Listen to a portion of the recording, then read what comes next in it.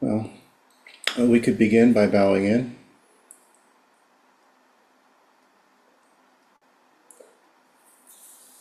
So tonight we're going to be talking about two chapters, a very short one, The Benefits of Liberation, and a lengthy one that I think is probably rich with topics for discussion, How to Follow a Spiritual Friend.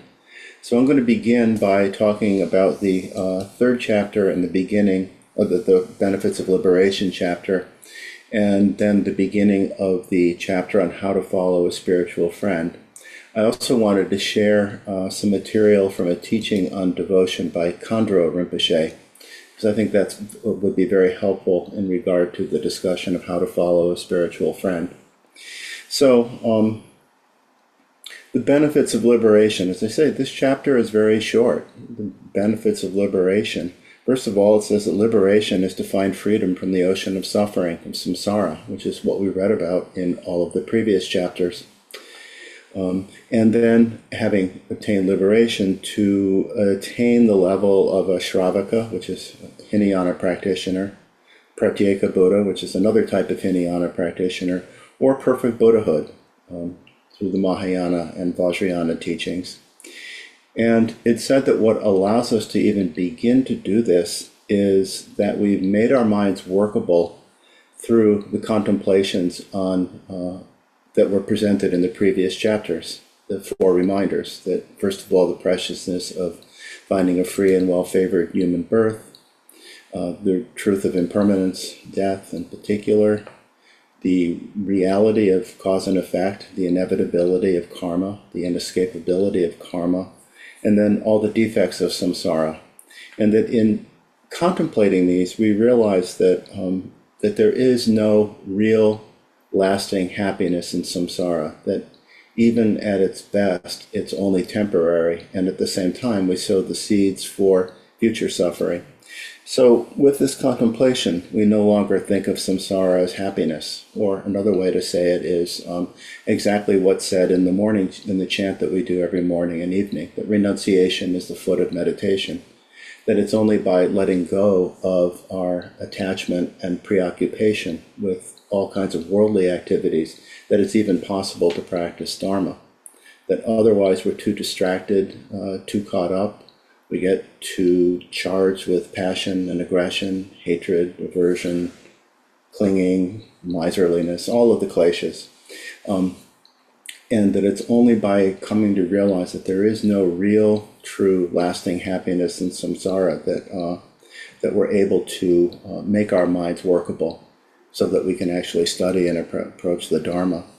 And then it said that the result, in terms of benefits, the three levels of enlightenment, but that in any case, that we come to appreciate something of what's referred to in the text as peaceful cooling and free from the dangerous pathways of samsaric suffering. Cooling in particular refers to cooling of the kleshas, cooling of the intensity of emotional anguish and confusion.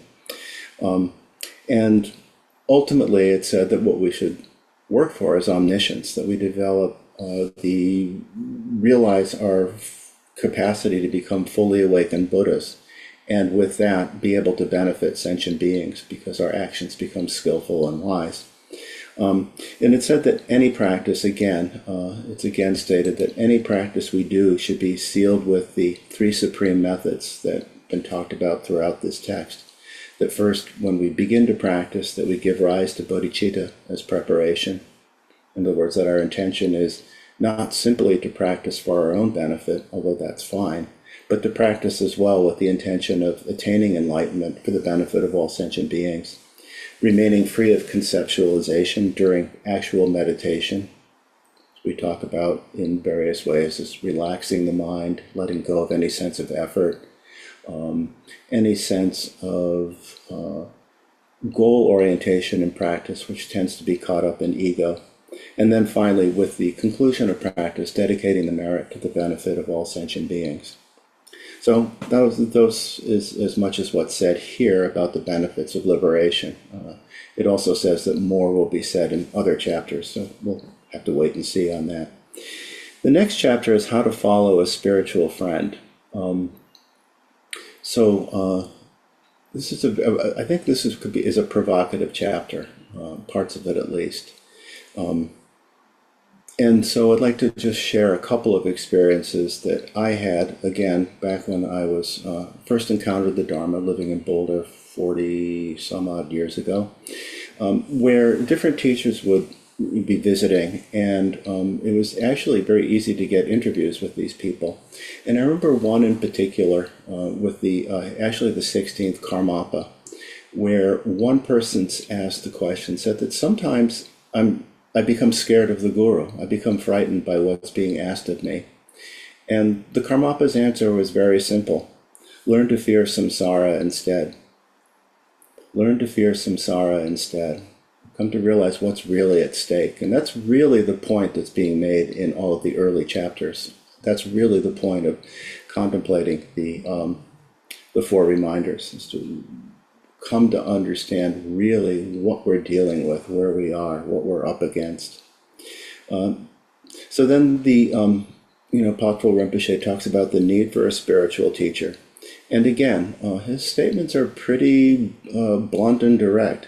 No being ever has attained perfect enlightenment without having followed a spiritual teacher. I remember when I was first joined the Sangha, different people would argue in different classes, well, what about the Buddha? And the point was made that the Buddha is one being out of trillions, and that even the Buddha had teachers, if not fully awakened Buddhas, people who at least were highly realized. But that essentially it's true. No being has ever attained perfect enlightenment without having followed a spiritual teacher. He goes on to say that all beings, ourselves included, show a particular talent in discovering the wrong paths to take. A particular talent in discovering the wrong paths to take. And the reason for this is because we become swayed by hope and fear. We get caught up in ego ideas about what would be better or perfect or good. All of the things that get in the way as a result of our untamed mind. And so we end up misunderstanding or having to really work through misperceptions and lack of clarity about ourselves, what the nature of mind is, what the teacher is. He says, Patrul Rinpoche says, in fact, we're as confused as a blind person wandering in a desert plain. So we need a guide, we need a teacher. And as he says, a spiritual teacher is our true guide to liberation and omniscience. And with that, he says, there are really three overall stages to this practice. And I will only say, before I say what the three stages are, that I think it's not simply that you go through a stage and then go to another, but in fact, you work with these stages over and over again. So don't think of them as one and done, but that in fact, we go through this process over and over. But the first stage is to examine the teacher. The second stage is having made some determination of the validity of that teacher. Then we follow the teacher with respect. Actually, as you read the text, you'll see it's really a question of surrender. Really a question of really adhering to, really heeding what the teacher says. And then finally, emulating the teacher's realization. So those are the three stages: examining the teacher, following the teacher with respect, and finally emulating the teacher's realization. With examining the teacher, which is the first step, Patrul Rinpoche says that ordinary people like us are, for the most part, easily influenced by the people and circumstances around us. And I think if we look at our lives, we realize that's true. That our moods are very variable, our motivations are very variable, that we might begin with one intention but quickly forget that and be swayed by circumstances, things that we experience, people that we listen to. But because we can be so easily influenced, his point is, therefore, we should be influenced by the teacher. And I'd also say by the Sangha as well. And he gives us a metaphor for this. The metaphor that's given in the book is ordinary wood that becomes suffused with the scent of sandalwood by soaking in water that has sandalwood in it. But I'll actually give a different metaphor that I think worked well for me at least, and I hope it's helpful to people here, about the impact that a teacher has on us. Because what we're talking about here is not simply the logic of what a teacher presents, but really what it feels like to be in a teacher's presence, what they manifest, what they show us, what we experience through being with the teacher. And the metaphor is that apparently if you were to play a stringed instrument, say a violin or a guitar, near another guitar or a violin, that the vibration of one string will cause the other string that's closest to it to vibrate as well, so that there's a resonance, that the sound of one evokes the sound in the other. And the idea here, in terms of as a metaphor for what it can be like to be with a spiritual teacher, is that their realization, their clarity, their kindness, their warmth, their wakefulness can evoke something in us. And in my personal experience, I think this is true. And obviously I'm talking about experiences here that are very personal and individual and highly subjective. But I felt that's what it was like to be around Trungpa Rinpoche, for instance. Some people said it was like looking in a mirror, and I know what they mean, even though that might not be quite how I said it. What it would say is you become very aware of your own state of mind when you were in his presence. And sometimes this could be just fine. And sometimes it could feel very exposing, especially if I felt like I was trying to approach him to make some kind of an impression, which you long to do because you feel really drawn to the teacher. But you kind of see all these little strategies that develop in your mind, and at the same time they kind of pop because there's just so much presence that you just can't get into any kind of manipulation. It can be embarrassing. It could be frightening at times. And it can also be completely liberating. I would say that with other teachers that I've encountered, there's that same feeling of some kind of resonance. I remember once seeing Trungpa Rinpoche and his looking right at me with his biggest smile. And it was just like the sun coming up. It was so opening, so energizing. And ditto with other teachers. I'd say Zigar Kongtrul, there's this, it come across as almost a little bit stern, but also very kind, very clear, with a Khandro Rinpoche, a real sense of clarity. And so there are a lot of different ways in which a teacher might manifest. I guess that's what I'm trying to say. And it can feel very personal, it can feel very subjective, and you might find someone else didn't experience it that way at all. But that's how it felt to me, and that's how it felt to many other people. Sometimes it's just a real sense of simplicity. Sometimes it would come across as just a real sense of how deeply steeped in the practice and the realization of Buddhism a particular teacher was.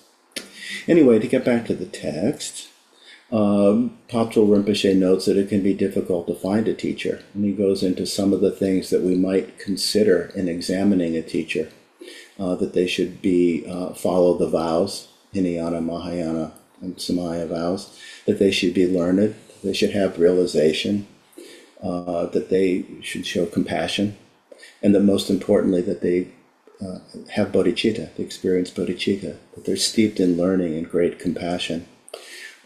This part reminded me of a talk that I attended, again, some years back. It had a similar kind of a theme about how to examine a teacher, based more on teachings of Gampopa. And of course, the first thing what you would first want to do is find a teacher who's a fully realized Buddha. But then he said, if you can't do that, at least find somebody who's on the bhumis. And there are 10 bhumis, 10 levels of realization of a bodhisattva. And if you can't find someone who's on the bhumis, at least find someone who has reached the first bhumi, entered the path of seeing, begin to have some real understanding, real experience actually, of emptiness. And if you can't find that, at least find somebody who knows a little. So you're listening right now to somebody who knows a little.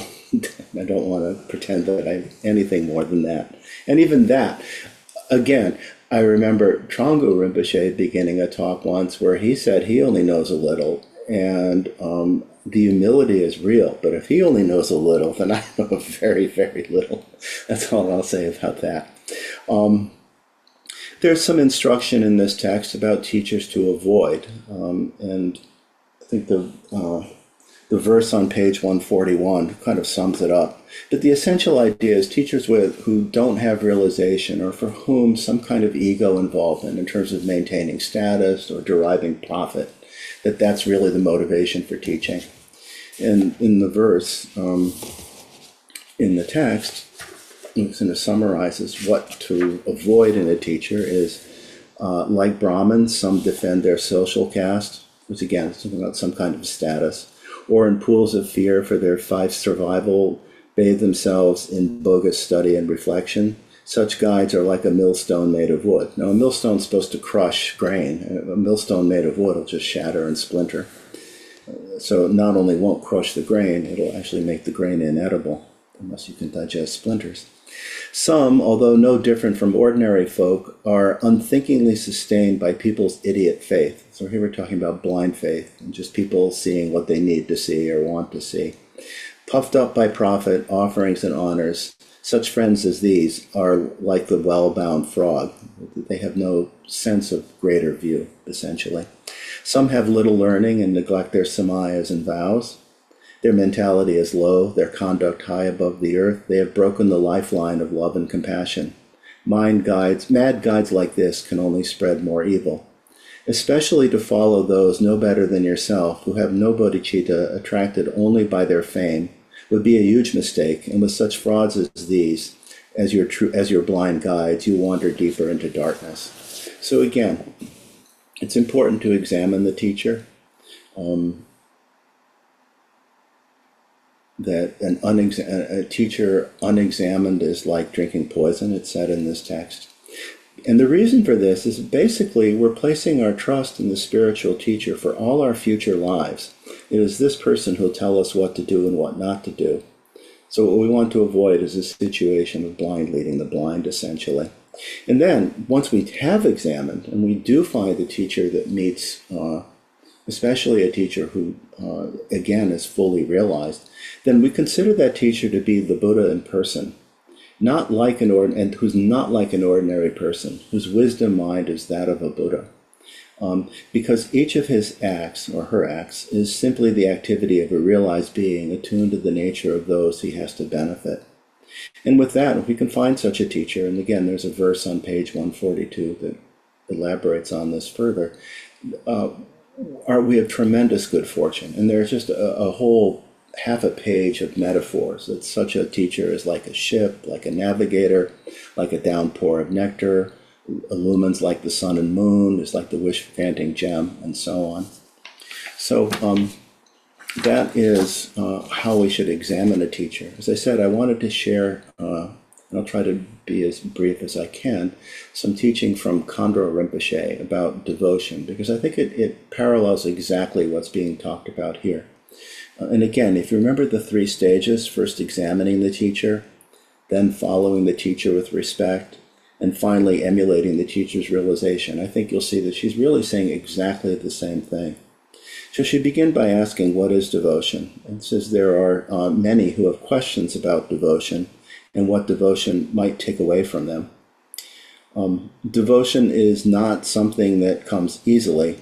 If it does come easily, we should question it. It might be a good idea to examine it more carefully.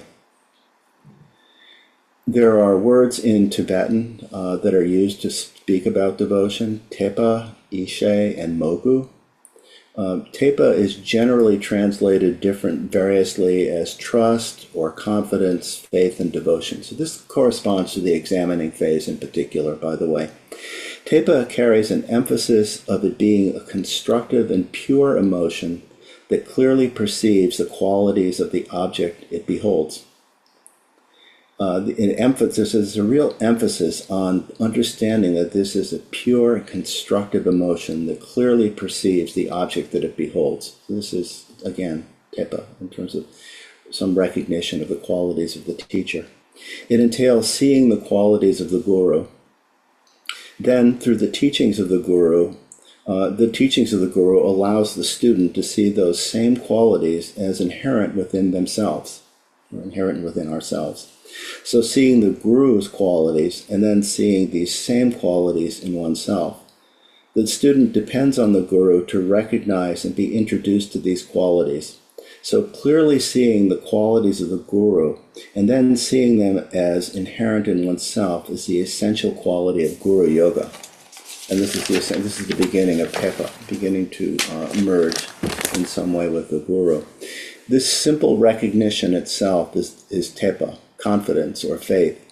If it's not acquired, it's not an acquired concept, but is a natural recognition of the qualities that are inherent and the same in the guru and in oneself. So we're talking about, again, this goes back to what I was talking about, the resonance, that like the strings of a guitar that cause another guitar string to vibrate, that we see in ourselves the same qualities of awareness, kindness, compassion, openness, equanimity, clarity, inquisitiveness, all of the things that are inherent within us, that are awakened, that we come to recognize more fully through meeting with the guru, meeting with the teacher. Again, and we see them as inherent in ourselves. So the second word is Iche, which is often translated as certitude. And this goes along with following the teacher with respect, the second stage that we'll be talking about a little bit more later. The important characteristic here is this trust be more strong than any doubt or hesitation we have about ourselves.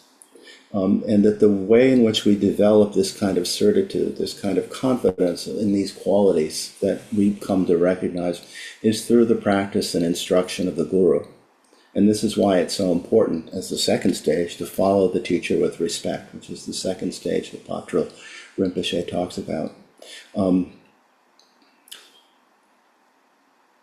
Iche or certitude, it's not enough to just have only a glimpse of these qualities or a vague sense or an abstract or superficial understanding of the qualities of the guru. When absolute certitude is not there, you're on thin ice, and every step can be quite risky when you encounter different conditions. If there's only a vague or an intellectual understanding of our Buddha nature, which is another word for the qualities that are awakened in us, already there, always there, but awaken in us through our connection with the teacher. If there's only a vague or intellectual understanding of Buddha nature, then it's only nascent. And therefore, it's important to build certitude by practicing meditation and strengthening one's recognition of these qualities in ourselves. And this is what this is what a teacher instructs us to do, to practice meditation. I was actually listening to a different teaching this morning about the word practice as is often translated from the Tibetan. Because apparently in the Tibetan it literally means bringing into one's experience. And that's what we do in meditation practice. We bring what we might come to understand as a possibility or what we might have glimpses of. We bring it ever more fully into our experience as we practice and develop, again, more certitude, Iche. That this is who we are, and that this is what we can rely on, and this is what we can trust.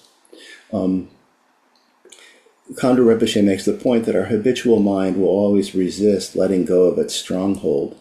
This is our experience, we know this. It's only through diligence in meditation and practice that some certitude of the true nature of ourselves, our true nature of our mind, can be established.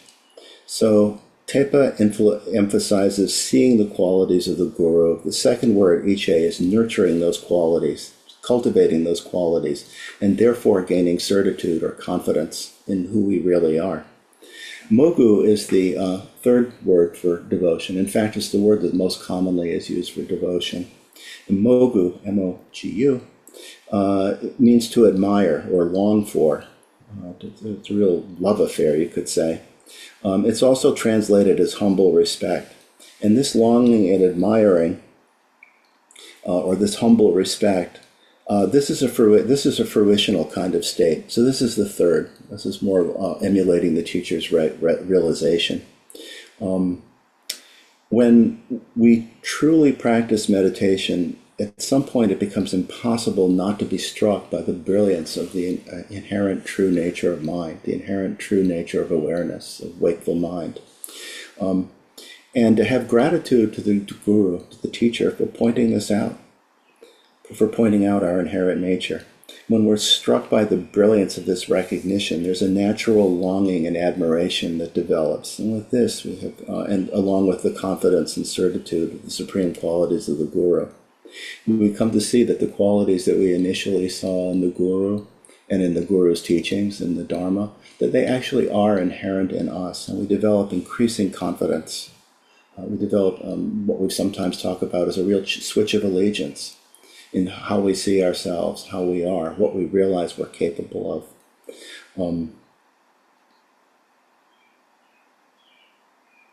But again, we see these qualities in the Guru, and we recognize these same qualities in ourselves, that this is the moment of mogu, longing and humble respect.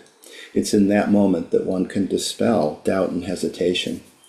You see, and Andro says, when that admiration, when that occurs, we're really struck by the blessings of this recognition. It's humbling to the ego, and that's a perfect moment to just let go. At this moment, when you can let go and ego diffuses, that is a moment of true devotion. So you can't run around saying, what is devotion? It begins by first clearly seeing qualities, enlightened qualities, then nurturing what you see as these qualities through your practice of meditation, until the practice self-reveals the magnitude of what you've received from the Guru and what is actually inherent in oneself. And that's the supreme devotion. So she says what impedes devotion is that is unawareness of these enlightened qualities in the Guru and oneself. That when the pure and inherent nature isn't recognized, we'll immediately allow outer conditions to determine, well, who we think we are and how we do things. In the moment we forget this, our pure inherent nature, our pure inherent awareness, will immediately be drawn down to outer conditions and situations. The moment we allow outer conditions to manifest, the mind becomes weak and insecure, and we begin to experience hesitation and doubt, which is why developing certitude through practice and study is so important. So the idea is that we need our trust in our inherent qualities to be more powerful, more stronger than our confusion and our doubt and hesitation. So that's essentially what she said about devotion. I thought it was helpful to me to hear it that way, and I think it parallels very nicely the 3 stages that Patrul Rinpoche talks about. That ultimately what it's about is coming to recognize who or what we are, and coming to have complete confidence in our inherent Buddha nature. And that we begin to experience that by this resonance that we experience in the presence of a genuine teacher. And so with that, I'll turn it over to John and continue to talk about the rest of the chapter, how to follow a spiritual friend.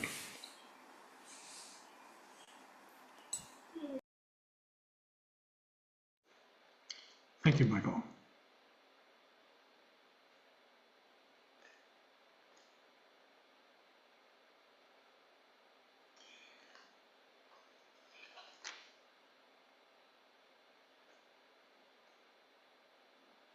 We shouldn't let this person in. We don't know them. We don't know Kyle, do we?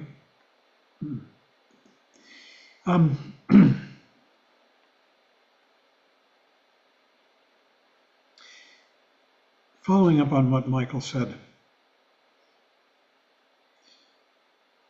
the very essence of the relationship between teacher and student is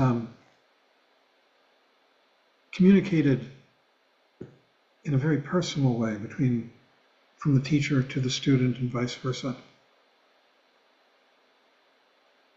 I think if you've read this chapter, at the end he gives some stories about teacher-student relationships. And one that is archetypal is the relationship of Naropa to Talopa. bear in mind that every relationship is different. But there's this common thread that the teacher communicates to the student, the very nature of mind, which is one way of saying the nature of reality. In the case of Naropa and Tilopa, Naropa had to go through tremendous difficulties. Somebody want to check out the waiting room? Can you see that? None of these people. Nope. We don't know any of them, I'm afraid. We've had some pretty dramatic Zoom bombing lately.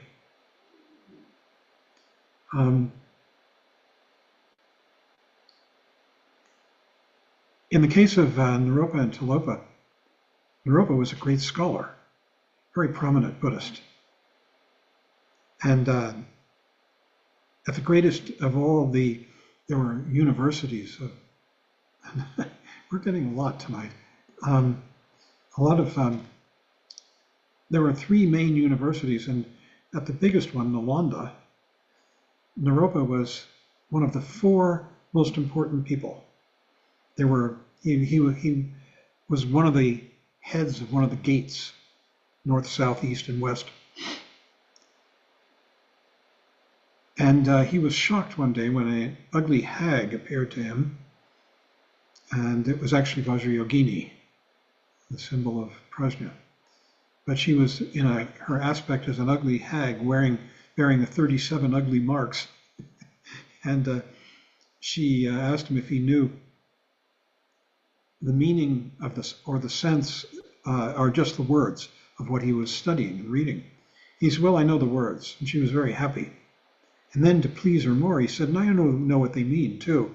And she got furious with him and scared him to death, not to death, but scared him a lot.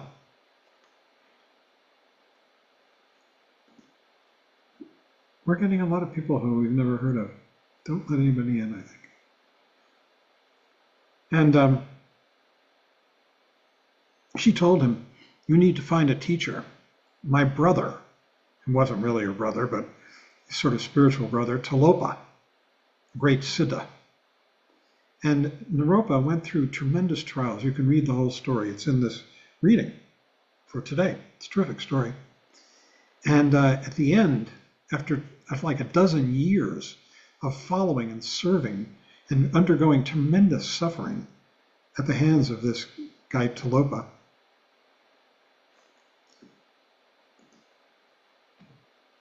Tilopa took off his sandal and slapped Naropa in the face, and Naropa suddenly awoke. He got the teachings, got the essence of the teachings. Now, that doesn't always have to be that way. Patrul Rinpoche himself had a servant who, I think his name was Lungtrul. And the servant served Patrul Rinpoche for something like 18 years. And one night, Patrul Rinpoche was lying in the grass, looking up at the sky, at the stars. And Lungtrul Rinpoche, his servant, was standing 20 feet away, waiting to see if his master needed anything, wanted anything. Patrul Rinpoche called out to him and said, Lungtrul, have I given you pointing out instruction? Pointing out is one name for it. And Lungtrul said, no, master. And Patrul said, Lungtrul, do you see the stars in the sky? And Lungtrul said, yes, master, I do. And he said, and Lungtrul, do you hear the dogs baying over at Dzogchen Monastery? And he said, yes, master, I do. And Patrul said, that's it. Now you've got it. And it passed that easily. Sorry, do we know Samsung Apple 8? I don't think so. No, we'll remove. Thank you. Yeah.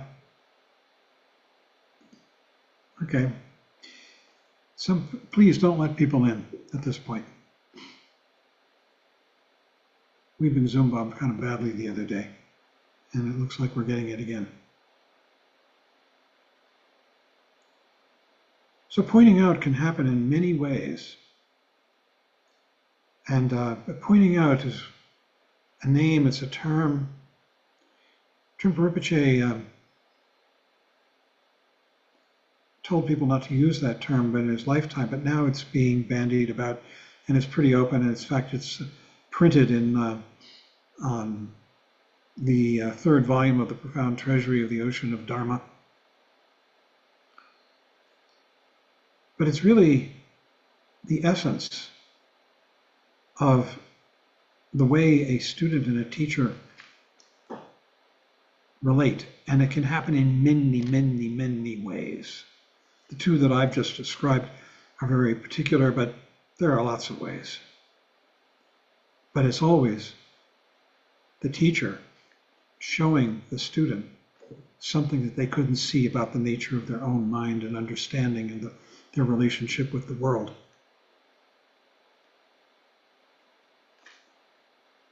And once that takes place,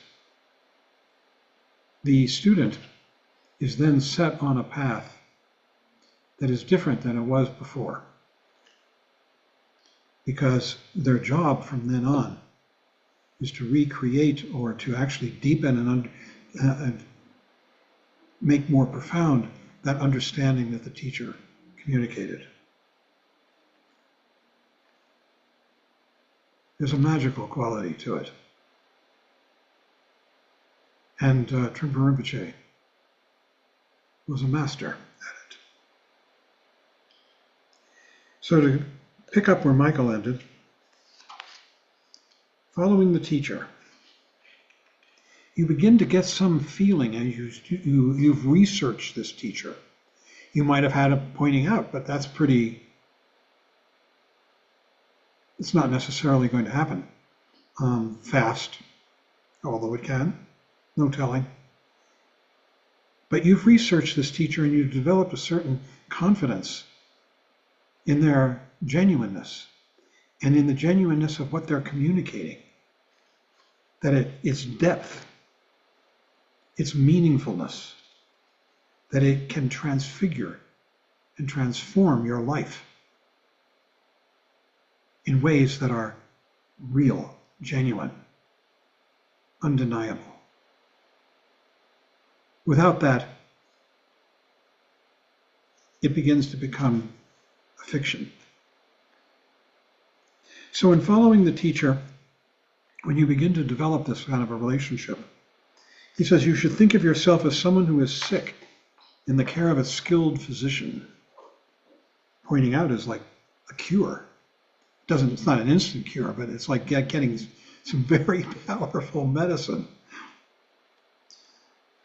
You're a traveler on dangerous paths who entrusts him or herself to a courageous escort, a protector from enemies, robbers, wild beasts, and the like. You're a merchant heading for lands across the ocean who trusts himself to the captain of a vessel. Wayfarers taking the ferry to cross a river trust themselves to the boatman. In the same way, to be protected from death, rebirth, and negative emotions, we must follow a teacher, a spiritual friend. And one way or the other, you must get confidence that this person is genuine and that they know what they're doing and can communicate it to you.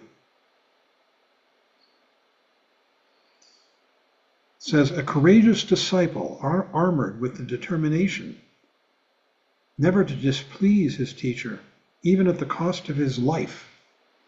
And what this really means is it's not merely you're going to be a nice person. It means you're going to be real, genuine, who serves his teacher without caring about his own health or survival and obeys his every command without sparing himself at all. Such a person will be liberated simply through his or her devotion to the teacher.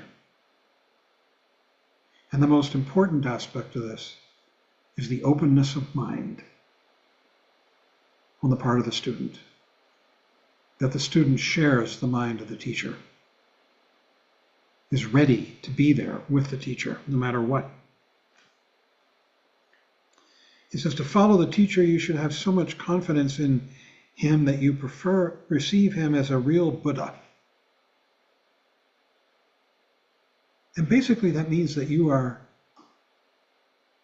have communicated with that person's wisdom, which transcends ordinary intelligence altogether. You should have such discrimination and knowledge of the teachings that you can recognize the wisdom underlying the teacher's skillful actions and grasp whatever he teaches you.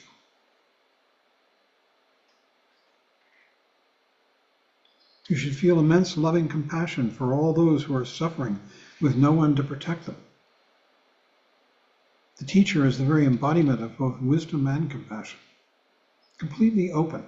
Compassion not in the sense of feeling sorry for it all, but in the sense of being willing to communicate openly, appropriately to the person, with skill and heart and deep friendship. The most important quality of the teacher is bodhicitta, the most important. Bodhi, awake, chitta, mind. And what that means is loving, compassionate, brilliance, intelligence. And a teacher has to have that. It says you should respect the vows and samayas. Samayas are tantric vows that your teacher has told you to keep, if that happens. And you should be peaceful and controlled in all your deeds, words, and thoughts. This is Patrul. He knows this inside and out in a very traditional way, but still. Your outlook should be so broad that you can accept whatever your teacher and spiritual companions may do. You should be so generous that you can give the teacher whatever you possess. And the teacher, a true teacher, won't abuse that. They have no need for it. But they may make it difficult for you if you've got resistance. Your perception of everything should be pure, not always critical and tainted, not always personal and sort of with an axe to grind. The very essence of the relationship between the teacher and the student is openness, clarity, heart, and intelligence.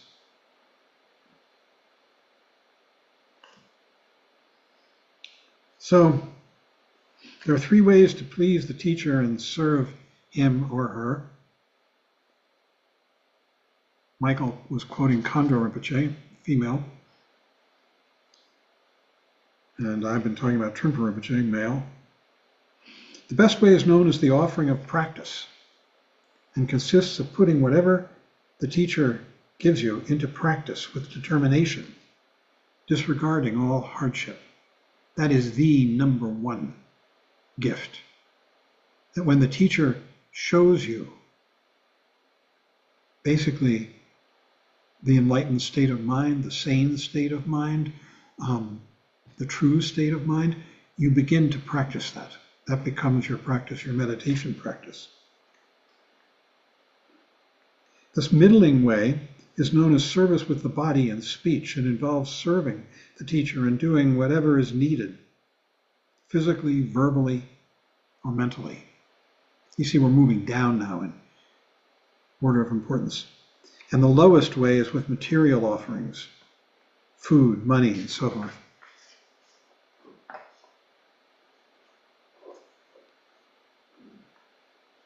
Once you begin to develop this bond with the teacher, to be true to it is your practice. So he says, however incomprehensible incomprehensibly the teacher may behave. Always maintain pure perception and recognize his way of doing things as his skillful methods, if you can. Sometimes it can be kind of difficult.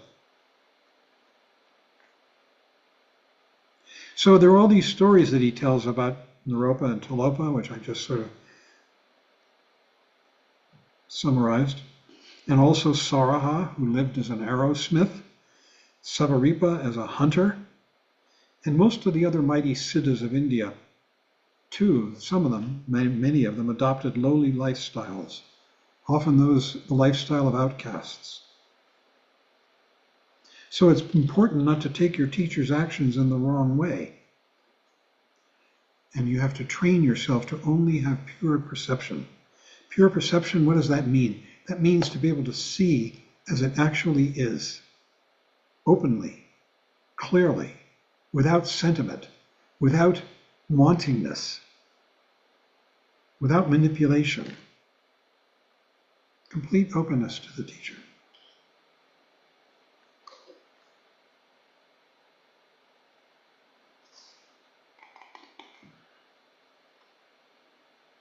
Then there are all these other things that are really cultural. Trungpa Rinpoche didn't do this kind of stuff at all. When walking with your teacher, keep respectfully to his left and slightly behind. This shows respect. Do not tread on his cushion or ride his horse. And learn to behave in a controlled manner, serving him with respect and awe, and never drifting into casualness. That last part, that's true. For me, whenever I came into Trungpa Rinpoche's presence, it was a huge wake-up. And if it wasn't, he would needle me about it. What are some of the needles?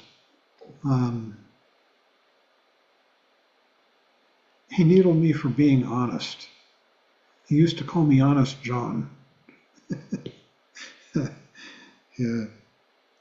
Over and over again. Thanks a lot. And there were others. I was very speedy in those days. Speed is a kind of neurosis. You know, you can blow off your anxiety by being speedy. So he used to call me the Roadrunner. You remember the Roadrunner? The bird in the cartoon that zooms along? He said there's nothing wrong with speed in particular, but the Roadrunner runs with blinders on in a straight line and then comes to a screeching halt and changes direction. He called his wife, Diana, the queen of the Roadrunners. He had names for a lot of us. And it's true. I remember, I'll tell you confessional stories. He was giving out bodhisattva names. And I was going to take the bodhisattva vow and get a bodhisattva name. And he was sitting in a room with one or two other people, and he was going through a list of people who wanted to take the bodhisattva vow and giving names to each one, dictating them. I burst in with some news or need, and he just laid it out. And as I left, he turned to somebody and gave me my name, my bodhisattva name, non-returner, as I left the room. So he had some humor in these things too.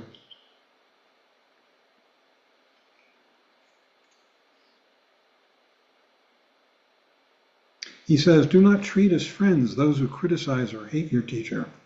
Change their minds if you can, and if you speak freely with them, the powerful influence of their wrong action will harm your own samaya, that's your own discipline. And this is going on right now.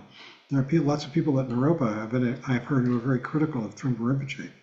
I haven't met them personally one-on-one, but other friends of mine have. And so they're challenged in this way. So then there's emulating the teacher's realizations and actions. And what that means simply is to relax and be with his mind, his or her mind. consonant with that mind. And he says it's like a swan swimming on a perfect lake, a bee tasting the nectar of flowers, without ever complaining, but always receptive to the teacher. Always wait upon your teacher with exemplary conduct. Through such devotion, you will experience all the qualities. And it's really a matter of being open and there, without preconception.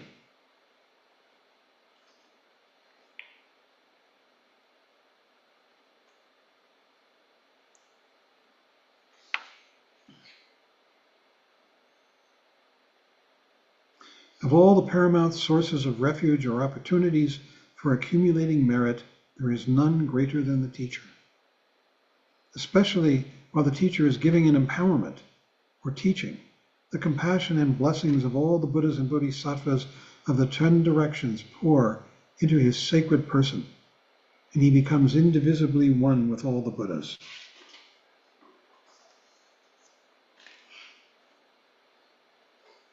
And when you get to this, some of you are on the point of getting to it, a few of you who are doing your Nundro and who took Vajrayogini Abhisheka, and you'll begin doing what are called creation and completion practices, deity practices of the generation phase is another way to put it. You'll be visualizing yourself. There are people in this room who are going to be doing this as Vajrayogini, which is called generation practice. And then you dissolve that visualization and you rest in clear mind, which is called completion practice. And he says the nature of all of them, these practices with the deities like Vajrayogini. Vajrayogini is, she's a symbol. Maybe she actually exists. Trungpa Rinpoche said that he had met her personally. She's 16 years old in one of her forms. She's also the hag that appeared to Naropa that I described with the 37 ugly marks. She takes many forms. One of her names is Vajra Sow, a pig. But her most common form is of a 16-year-old girl, bright red in flames, dancing naked, wearing the 52 fresh heads, which represent the 52 kinds of thoughts, in a necklace, and many other accoutrements. So he says about the deity practices, the nature of all of them is nothing other than your own root teacher. If you know that, the blessings will come swiftly. All the ways in which wisdom develops in the perfection phase depend only on the power of your devotion to your teacher and of his blessings, and consist of giving birth to the wisdom of the teacher's realization within yourself. That is what happens. That's what the teacher wants. The teacher wants you to taste enlightened mind. And once you do, you're absolutely on the path, unstoppably. You can't get off once you taste that mind of the teacher.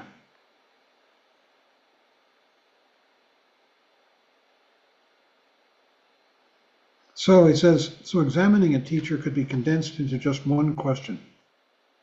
Does the teacher or does the teacher not have bodhicitta, awakened mind? If a teacher's heart is filled with bodhicitta, follow him, however he might appear externally.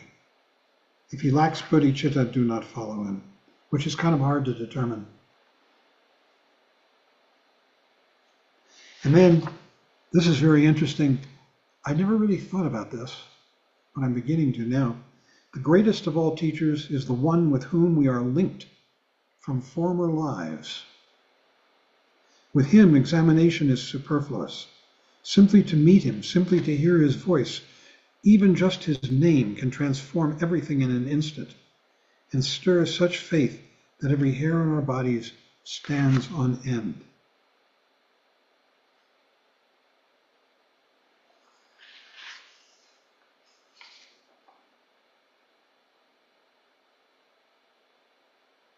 And once you make this kind of a connection, you will inevitably, choicelessly, regard the teacher as an enlightened being, as a Buddha, because of what they've communicated to you.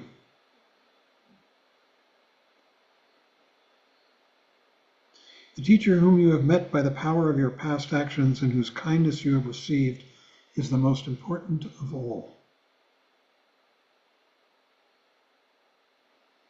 In the middle phase, actually following the teacher, obey him in all things and disregard all hardships.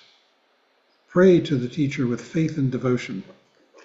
Well, with Trungpa Rinpoche, it was a little more realistic than that. But in rituals, we prayed to him.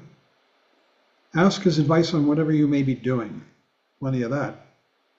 Whatever he tells you, put it into practice, relying on him totally. I failed so many times.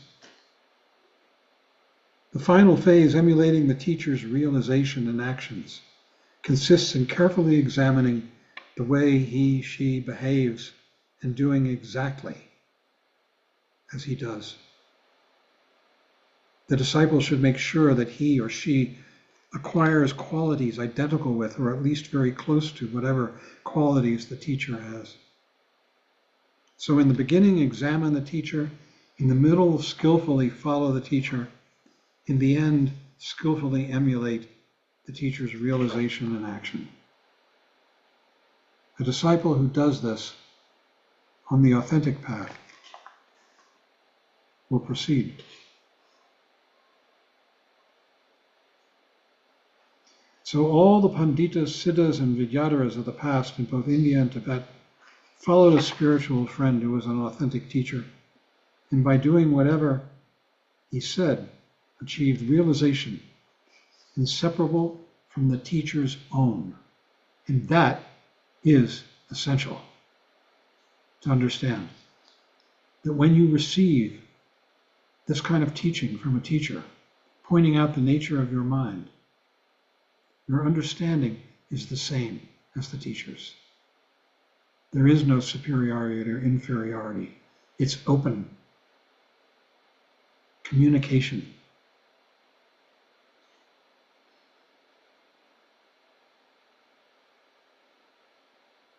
So I think I'll stop there. There's a lot in this chapter, continuing more.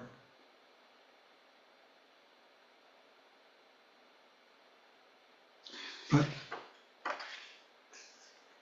that's all I'll do for the moment. And we could have a discussion. What do you think, Michael? I think it's a great idea. Matter of fact, there was already one question that was asked earlier in the chat. Okay. Asking why would Trungpa Rinpoche needle you about being honest? Because it was a ploy, because it was a habit of mind, because it was cute. He thought it cute, and because it was neurotic. Because it was a stratagem for warding off danger.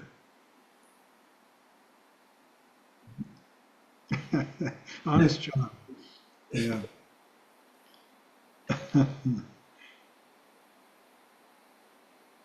I was so grateful to him. I never expected it.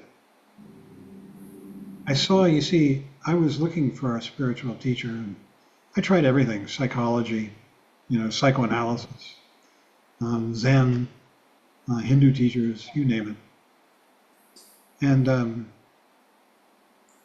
one day a friend of mine said there's this Tibetan guy, he's going to come and speak in Lower Manhattan. So I went with him and heard him speak. And he gave a talk. The title of the talk was Sense of Humor. And he had this blonde, that's his wife, Diana, sitting next to him in a miniskirt. And I'm sitting on the floor in full lotus, trying not to look up her skirt at her underwear. And the talk on sense of humor wasn't funny. So I just wrote him off as another failed one. But then my friend, that summer we were going to go to India together and have a great romp, look for a guru like Ram Dass had found. And failing that, smoke a lot of dope and have some great adventures. And I was killing time waiting for a charter flight. And my friend called me up from what's now Karme Choling. It was called Tail of the Tiger back then. Said, you ought to come up. You know, there's this guy, Trungpa Rinpoche, giving Dharma talks. You can kill the time that way. I was sitting in a hot New York apartment in July. So I thought, what the heck? And I went up. Changed my life. Encountered him. I've written it up in a memoir. It's the opening chapter. My life just did a complete 180 when I met him at Karme Choling. And he was so ordinary, this fat little chubby guy, you know, wearing suit pants, black suit pants, and a silk shirt that was too small for him, so it bulged out over his tummy.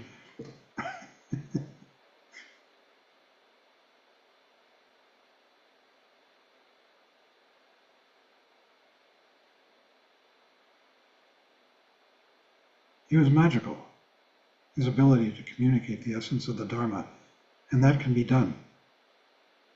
And my second wife, who's dead now, Beverly, had been married to one of the richest men in Canada.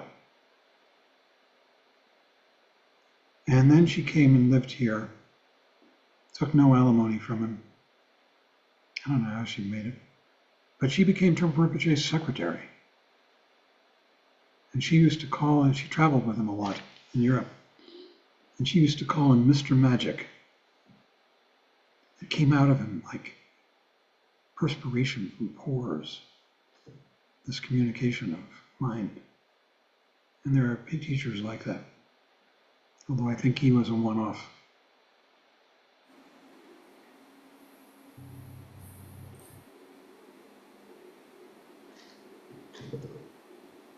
I had read one of his books, and that's what drew me, because it made a lot of sense. But the first few times I saw him, I heard him present, heard him teach, I couldn't make head nor tail of what he was saying. But what did strike me, and this is the line in Patrul Rinpoche's text, each of his acts is simply the activity of a realized being attuned to the nature of those he has to benefit. He would always take questions and answers, and you could really hear in how he responded to each person how really different the talk was. You'd hear people who were very anxious, and you could hear his response. You could see them calm down. You could see people who were being very casual, and he kind of sharpened them up. You could see people who were very genuine, and he'd respond in a very genuine, caring way. You could see people he'd be very abrupt with. And it was very clearly a connection that you could see and feel in how he responded to each person. Again, I didn't understand anything of what he was talking about, but I could see in those questions and answers that, just like John's saying, there was some kind of magic going on. Because you could see it and hear it in how people responded to what he said. Just as Patrul Rinpoche said, each of his acts is simply the activity of a realized being attuned to the nature of those he has to benefit.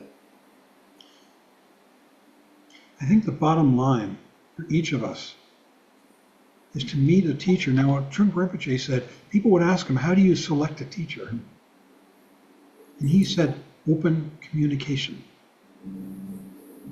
That is the essence of the relationship with a teacher. And that goes a long way. Open communication. And so I'm telling you this because some of you are encountering teachers today, and you can have one-on-one relationships with them. You can meet them and have an interview. And it can be powerful depending on you and the teacher. It's the coming together. They call it the meeting of the minds. That's one of the names for it. That what happens between the magic that happens between a teacher and a student. It's called pointing out instruction. It's called the meeting of the minds. What else, Michael? What are some of the other terms? You remember? I think that's basically it, recognizing true nature. But yeah, mostly it's meeting of the two minds.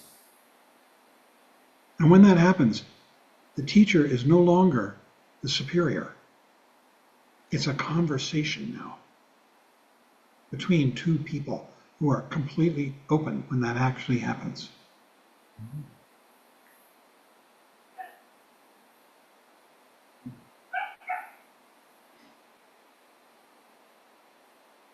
Yeah, so the whole thing of superior and inferior fades away for a while. Then it comes back. Yeah. You can't avoid it. Yeah.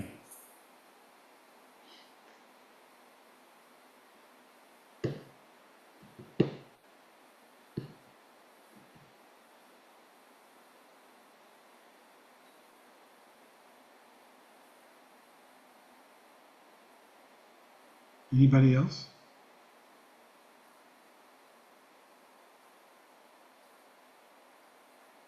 Steve. Um, in reading this chapter, it did kind of bother me, in that it seemed like a perfect recipe for a cult, and the emphasis on total devotion to the guru. Reading about various cults that have happened since 70s, just like this is a perfect description of how that can come about. All I can say is that in my experience with a genuine teacher, they're not about cult. But you're right. It can. Mm-hmm. It can. Definitely. It's a danger. Because the student is needy and the teacher is in a position of giving power. So yeah. That's why communication, open communication between you and the teacher is so essential. It's a matter of friendship beyond friendship. Open mind. Mark. Yeah, I remember something where someone had questions, and this is very vague because I forget what it was about exactly, except the teacher was a specialist in some aspect of Buddhism. And the student said, "Does that mean you're not good in this other aspect?" And he said that he would still be good. This is too vague, but the point was the teacher said that you should always challenge your teacher if you think you hear something that doesn't make sense to you. And there's nothing wrong with that in our discussion with our teacher. It's not disrespectful, and we should always be able to question. So I always thought that was very comforting. I don't know if we see that so much in these particular readings, where he's telling you not to walk in the footsteps of your teacher. And, it does sound a little extreme. I might have read ahead or listened ahead. I use the audiobooks, but anyway, I kind of like that. And I didn't think it sounded too cultish to be able to question. I agree. Patrul Rinpoche veers into sounding cultish. But you got to remember, he's 18th century? Something like that. Tibetan. and utterly steep. There were no alternatives. And so I think you have to read through it and cut him some slack. Read Trungpa Rinpoche on these subjects in the Profound Treasury. It's very different.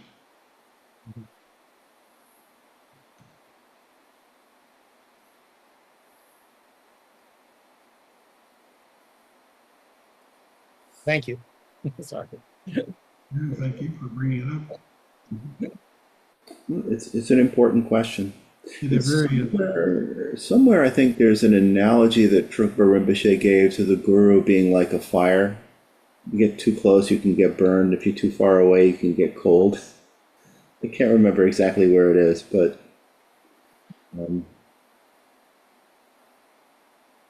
and you know he was playful. I guess that's one way to put it. You know, and people who would drive him, he'd drive 90 miles an hour, run that red light. But if people didn't do it, he wasn't angry.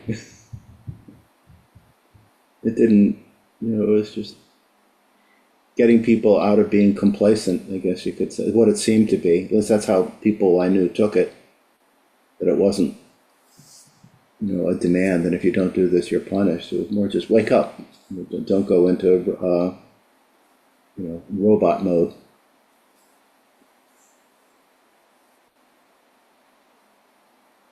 but above all, the teacher, capable teacher, communicates to the student the nature of mind, is one of the expressions. The nature of awakened mind, so that the student can come back to it, can practice it. Their meditation becomes it. That's the teacher's, probably their main job.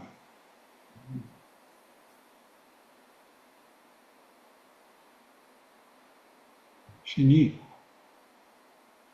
I just have a comment that I want to contribute that not sure if it'd be helpful to Steve, your comment. So being a very cynical person, my first reaction when I encounter a teacher is always like, is there something wrong with this person?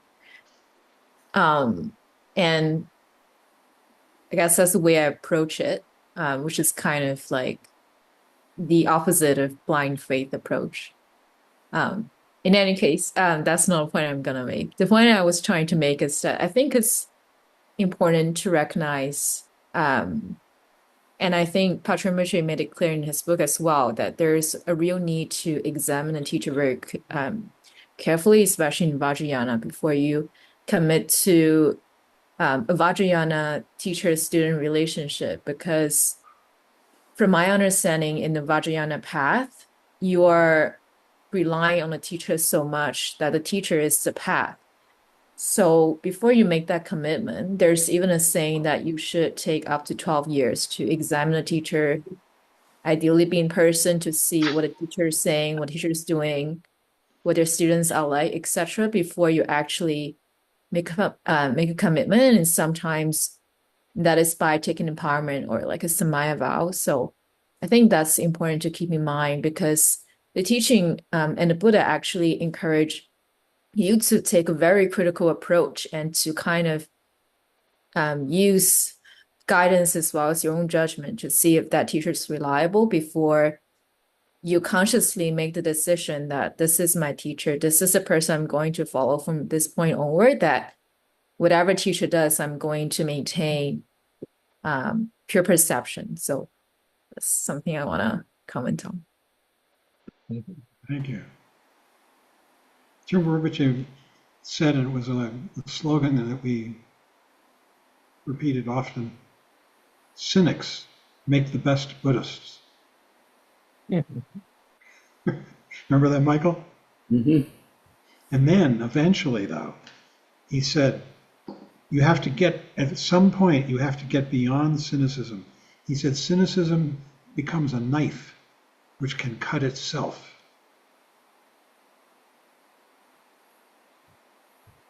But especially in the beginning. cynics make the best Buddhists. Not going to be gulled into anything.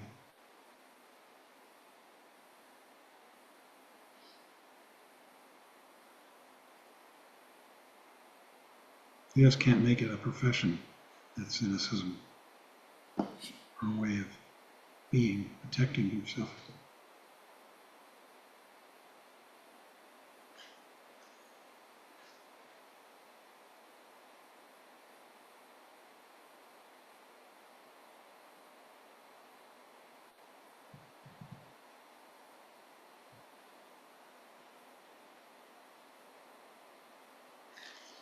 Well,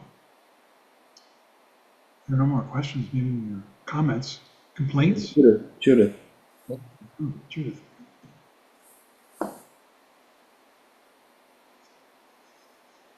You both, Michael and John, seem to have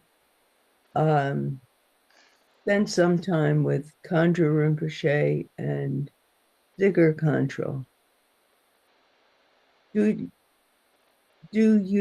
Is your perception of either of them having the same or equivalent qualities to Trungpa Rinpoche in what you've seen of them or know of them?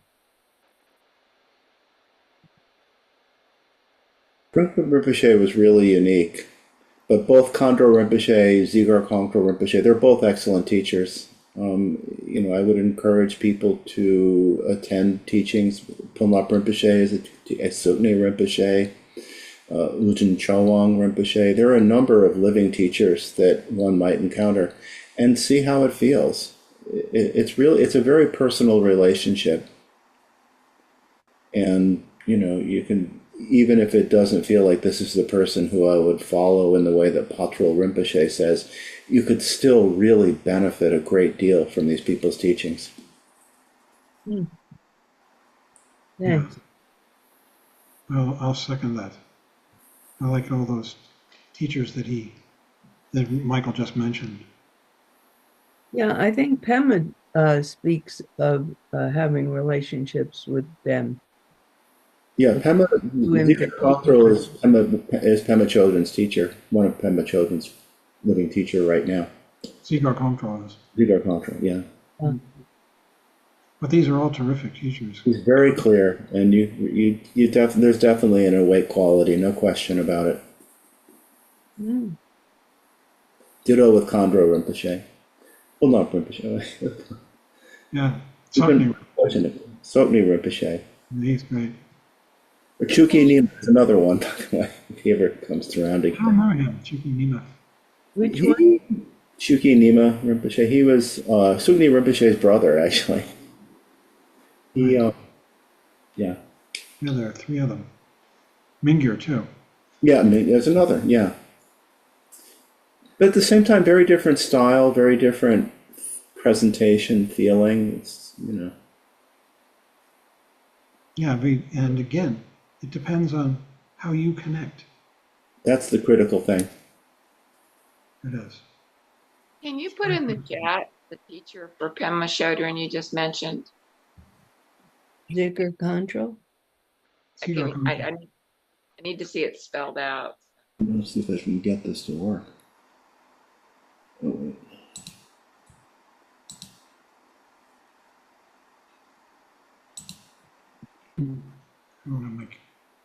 Yeah. You get it? Not yet. The Zoom is weird tonight. Zigar Kongtrul, yeah, the Zoom is weird tonight. Zigar Kongtrul has a center just a few miles from where Val and I live here in Colorado. There it is. See it? Zigar Kongtrul Rinpoche? Yes. Okay. Thank you. Yeah. He has more centers. He has this one right here. It's up in Ward, at about 9,000 feet.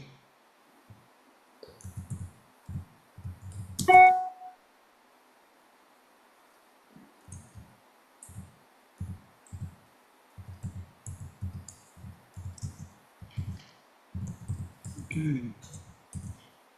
We gonna end?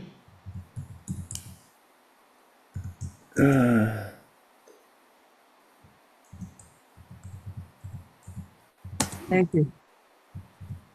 Cigar Contra has a podcast called The Link. Didn't know that.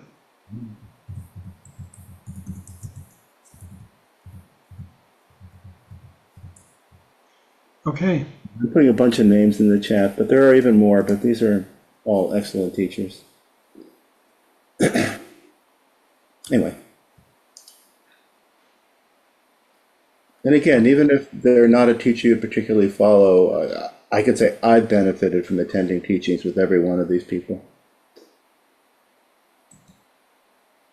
Even if I don't, it's not.